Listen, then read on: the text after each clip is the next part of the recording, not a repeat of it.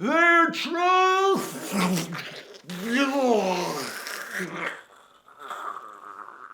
to set us off.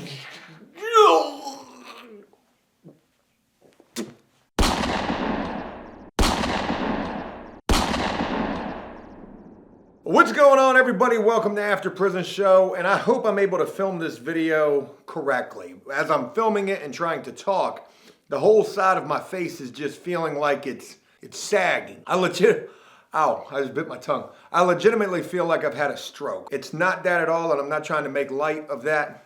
But I went to the dentist this morning. I had a broken tooth in the back of my mouth, and I needed to get that filled. It was my first time ever going to the dentist with insurance and also going to get a tooth filled, whereas in most cases in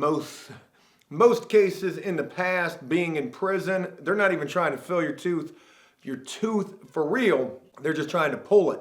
So going to the dentist, getting that tooth pulled and having insurance today, that was definitely a first. I walked up into this dentist office feeling like I was the man. You can't tell me nothing. I've got a dental plan. They would do an x-ray on my mouth and found out that it was two teeth, one that was broken and one that had a massive cavity. They were both right next to each other. And they told me for the broken tooth, we can drill it and we can fill it. But for the other one with the massive cavity, they had to do a root canal. And I was like, I don't care. I've got insurance. Run it. Yo, even after insurance, a root canal with a crown, they told me I was going to have to pay out of pocket over $2,000.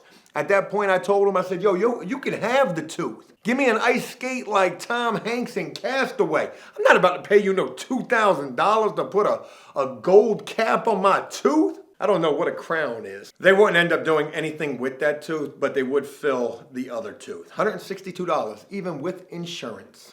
Folks, today I want to continue with the shroom stories. This is going to be part 2. This is going to be the continuation and the conclusion of the Tim Tebow saga. If you guys have no idea what I'm talking about, this is a code name for a guy who was in the very first installment of the shroom stories. I'll be linking that video down below. You can catch that video prior to catching this one. I would recommend you do so. We're going to continue with the shroom stories. And one thing also that I want to mention is I'm not going to be making this video super long.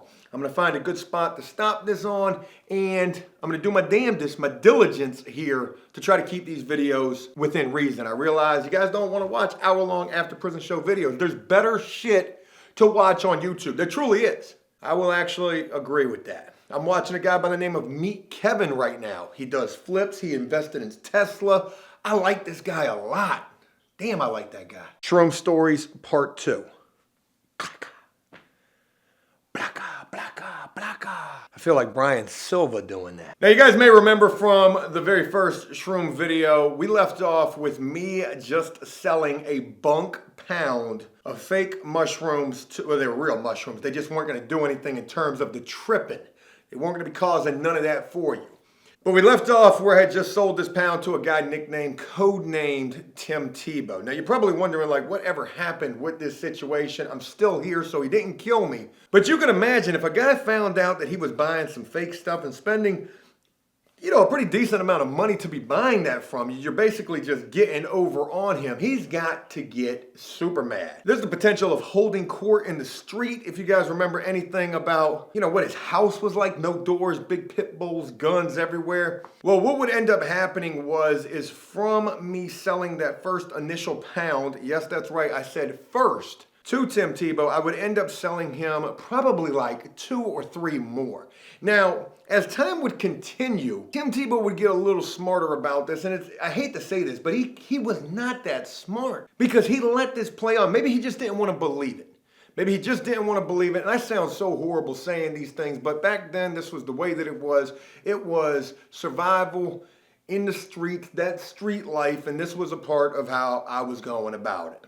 Tim would end up buying like 2, maybe 3 more pounds. And with every transaction that we would do, he would get a little more inquisitory. I'm hearing some things that people aren't really liking these. Any response to that, Joe? I don't know what to tell you, Tim, because everybody I'm dealing with loves them. Are you ready for this next round? Should we do that? It would actually get to the point where, man, my lip, it just feels like it's Play-Doh. It would actually get to the point where, Tim would not be able to sell as much because, of course, nobody's going to be buying this if they're not having any kind of results that they're hoping for. But it would actually get to the point where I would even just be giving this to Tim. Hey, look, here, Tim, just take these and get me right when you can. And he would. But eventually all of this would come crashing down. And there was something else that I meant to bring up before we get to the whole everything crashing down point. And that was with every deal that I did with this guy or with anybody that I dealt with more than once, I was always fearful of the Josh in Florida outcome. And I know you guys don't know anything about Josh in Florida like what is that? In the very first video, I shared with you guys how I was introduced to this gimmick scam con way by a group of people. And one of those people was named, did I use a code name for him the first time? I probably did, but if I did, I forgot, and that's his real name. So there was this guy who was a great friend of mine. Not a great friend. He was somebody I considered a friend for a long time. And I learned a lot of things from this guy in terms of all of this stuff here. It's getting over on people, trying to get the easy money. I learned a lot from this guy. And I'll never forget this one time. You know, this was very early in the stage of me even dealing with this dude, where he and like two other people ended up taking a trip down to Florida. Now, on the way down there, and they wanted me to go too. I was gonna go, but I didn't go. For whatever reason, I didn't go, and I am so glad that I did. Well, at first, I wasn't so glad. At first, I was regretting it because, you know, as soon as they left, the next couple of days, I would start getting phone calls from them, and they were just telling me how much fun that they were having, how much money they had made in this state, in that state, and over here, and over there. And this almost sounded like some Bonnie and Clyde type of stuff. And I was thinking to myself as I was sitting back home broke, I was like, damn, why didn't I get in the car with these folks and take this ride? But one of the reasons I didn't go was because of how many people were going. It was actually a carload of people, like people sitting in people's laps type of carload. That was one thing that deterred me from going. Another thing is I didn't want to die. I figured that like, yo, we're taking the show on the road. We're going on tour with this scam. And this was not the mushrooms. Mind you, I was the originator, the creator of the mushroom hustle. They were doing the fake acid and the breath mint vials, the sweet tarts wrapped up in tinfoil. Like the acid was their real bread and butter. And also, the Josh down in Florida situation took place a couple of years prior to the shroom thing ever first blossoming. No pun intended. I don't think a shroom will blossom at all. Long story short, they would end up getting down to Florida. They were talking to me the entire way. Just, you know, great phone call after great phone call of how well that they were doing. Well, by the time they got down to Florida, I didn't hear from them for probably like a week. I was getting worried. I thought maybe something terrible had happened, and by the time they would call me, something terrible had happened. They called me and told me that they had gotten robbed themselves. They had no car no more, they had no money, and they were stuck down in Florida. And what had happened is they went back for seconds. And anytime that you're dealing with anything that involves this type of a hustle, a backdoor trick, the sweet breath vials, the sweet tarts, the shrooms, anything like that, you always got to be mindful that going back for seconds can be a fatal mistake. And they are very fortunate, all of the people who were down there in Florida, they were very fortunate. Sorry, I'm getting messages about more houses, but that has nothing to do with this here.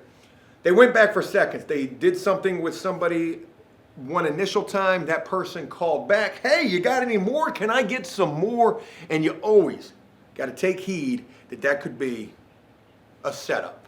In this particular case, it was. Supposedly, as the story was relayed to me, they went and met somebody down a dark road out in the middle of nowhere. And I'm not even sure that you can have somewhere out in the middle of nowhere down in Florida, but I guess that you can. They went and met this person.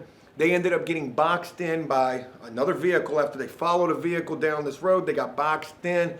And then all of a sudden, a whole bunch of people appeared out of nowhere, jumped out of these vehicles with bats and guns and started beating the car as they all scattered everywhere. And also, I believe that there were some shots fired, I believe at the vehicle or something like that. Luckily, nobody was killed in this situation. And again, I don't even know how true this is. This is just something that I heard. But they would call me after this incident telling me, hey, the car is totaled. We're stuck. We've got no money. Can you help us? Asking me. Mind you, I'm back home broke. I got nothing. I got no way to help. Hey, man, real sorry to hear that.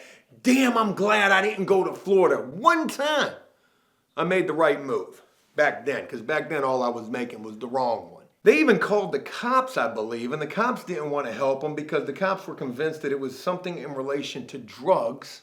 So they were stuck.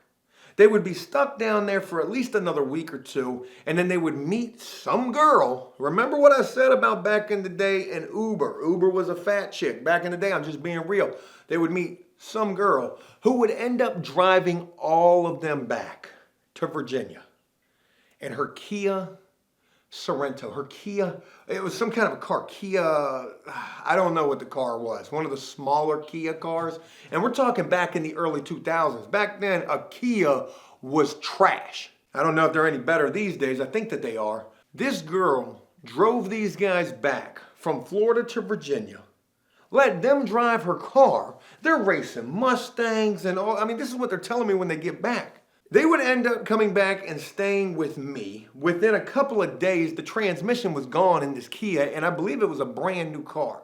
Now, the girl was stuck up here. For any ladies that might watch these videos, I don't imagine many do, but if you're out there messing around with the bad boy, just keep in mind, your transmission could end up getting blown amongst many other things. I tried to be funny right there, but again, with my mouth feeling like Play-Doh, I missed the mark. That analogy should have been so much stronger. So mentioning all of that, let's get back on with the Tim Tebow situation. And again, mind you, when I first met this dude, it was on like the 3rd of July. We did all of this stuff together that night, and then the next day I called and he wanted to get back together and get seconds. And it was this type of stuff, the Josh down in Florida situation, that I'm trying to keep in mind. But again, that money is so tempting. You know, when the money gets involved, and I mean this in so many ways, but when money's involved, you are going to overlook anything, even all of the wrong things in some cases. Some cases you definitely will. But what am I really trying to say here? Money can make people stupid. Just the thought of money can turn people into people that you never even thought that they were. And more will be coming on that in the very near future.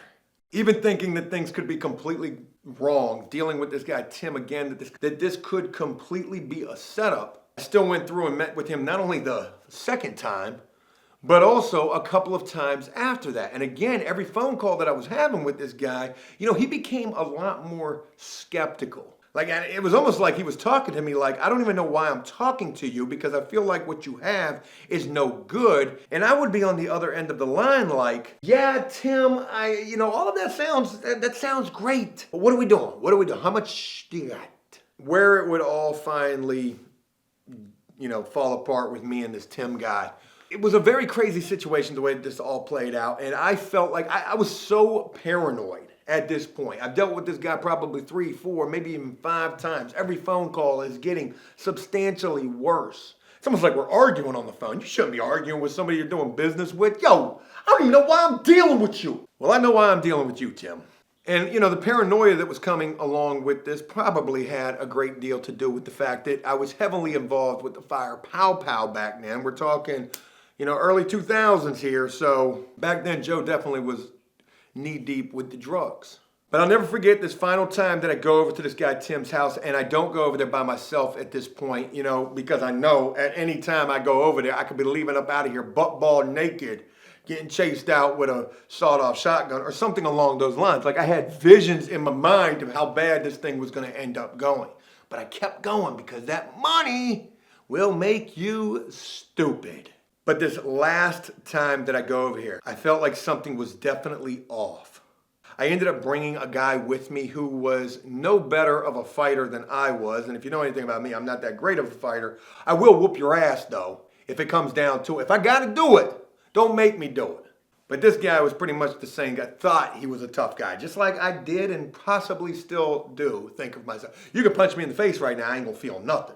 Oh, it's starting to tingle real bad too now that I'm talking a lot. I bring this guy with me because I feel like I just got this eerie bad feeling. And you know when you get that feeling, shit's usually gonna end up going wrong. I go over here, I think I brought just a little bit of mushrooms because at this point Tim really wasn't even dealing with the mushrooms.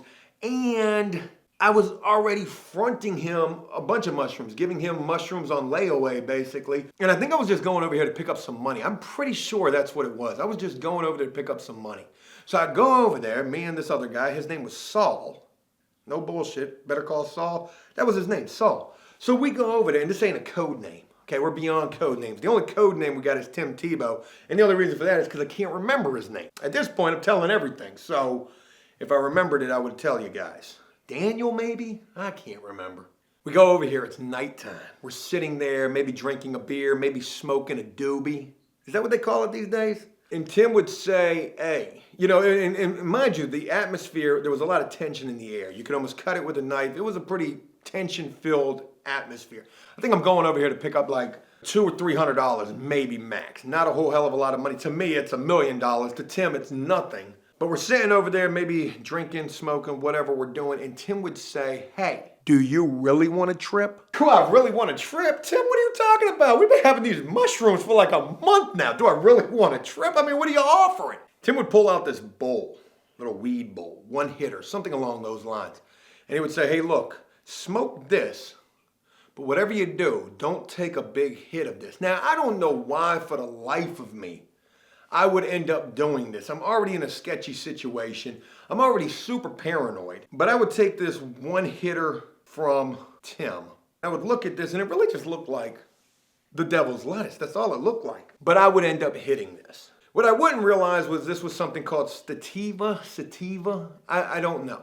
And what I've gathered is that this stuff is as strong as they spray it. I think it's sprayed with a chemical, and X number of times that they spray it equals how potent this is. I've never done anything like this before in my life. I've only tripped on mushrooms once. I think I've done acid like once. I've never done anything this crazy. I mean, cocaine, crack, yeah, those things, but nothing like this. Folks, I hit this joint like it was a gravity ball. And again, mind you, I have no idea why I did this because I'm in an uncomfortable situation. And maybe that only added to what was getting ready to happen next. But as soon as I hit this, like I was trying to do CPR on this thing, I mean, I was like, I hit this thing for dear life.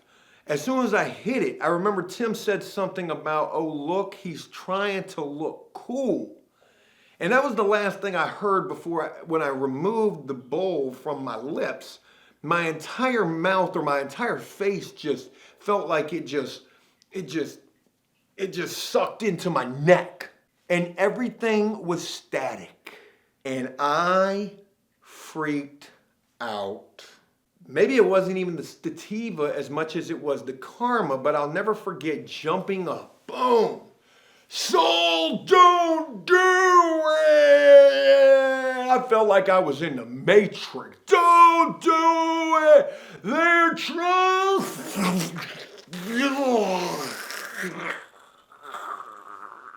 To set us off!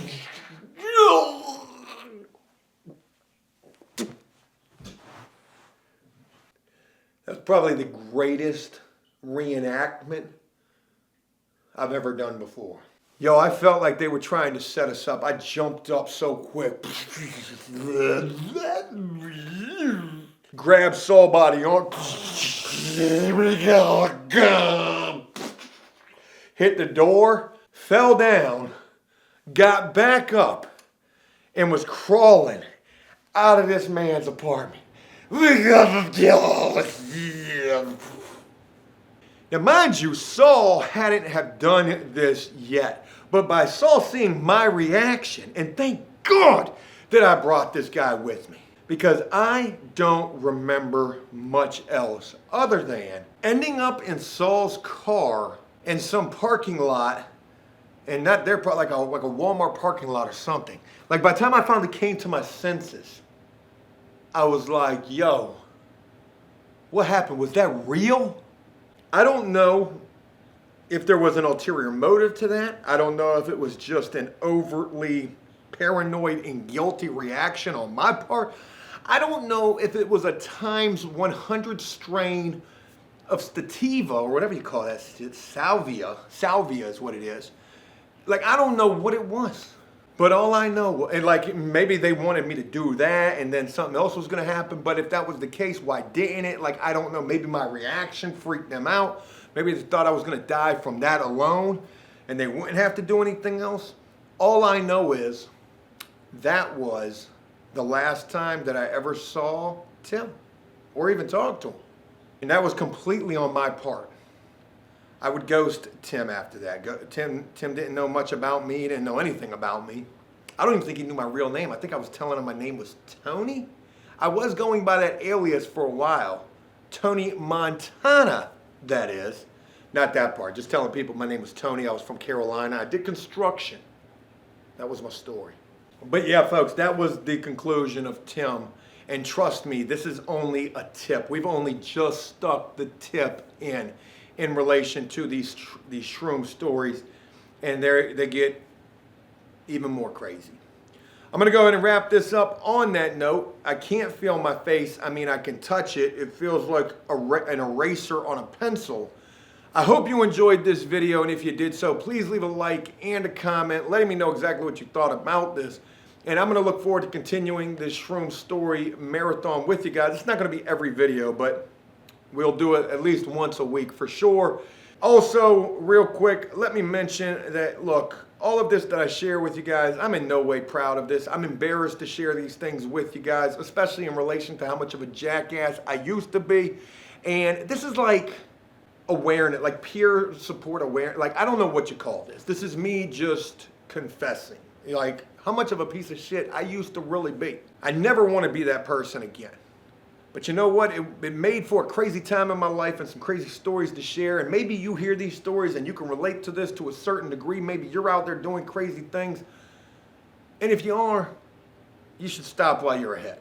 Because you don't want to end up locked up or dead. And those are two very real possibilities that could happen to you. As always, until next time, enjoy life, the free world. Never take a moment for granted and make the most of every day. Peace!